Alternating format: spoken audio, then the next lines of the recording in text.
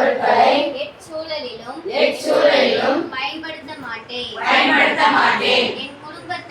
என் குடும்பத்தையும் சுற்றுப்புறத்தையும் போதையின் பிடியில் பிடியிலிருந்து பாதுகாப்பதற்கு முயற்சி செய்வேன். சாமானிய மக்களின் ஒற்றுமையோடும் தலைமைத்துவ பண்போடும் போதை இல்லாத ஆரோக்கியமான சமுதாயத்தை உருவாக்க பாடுபடுவேன். போதைக்கு எதிரான வலிமையான விழிப்புணர்வை மக்களிடம் கொண்டு சேர்க்க போராடுவேன்.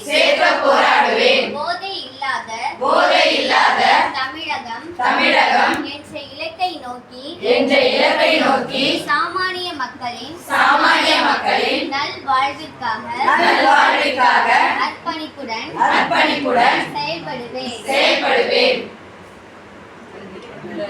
இதை நீங்க கடைபிடிக்கிறது இல்லாம உங்களை சுற்றி இருக்கக்கூடிய உங்கள் உறவுகள் நட்புகள் எல்லார்கிட்டே இதை கொண்டு போகணும்.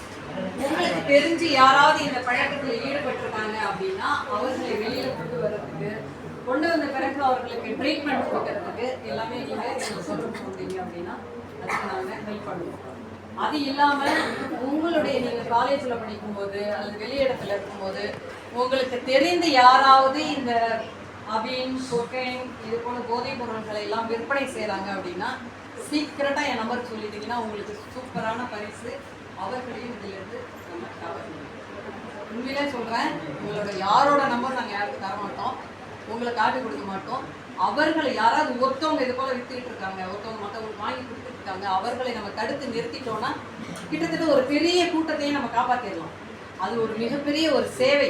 இன்னைக்கு நான் சொல்லலை, இந்த வருஷத்தில் சொல்லலை, இன்னும் ஒரு வருஷம் 2 வருஷத்துக்கு அப்புறம் உங்களுக்கு தெரிஞ்சால் கூட என்னோட நம்பர் எங்கள்கிட்ட வாங்கிக்கோங்க. நீங்கள் எனக்கு அனுப்பிச்சிங்க அப்படின்னா நீங்கள் அதை வந்து சீக்கிரத்தான் அவங்களையும் காப்பாற்றிடலாம், நம்ம சமூகத்தையும் காப்பாற்றிடலாம்.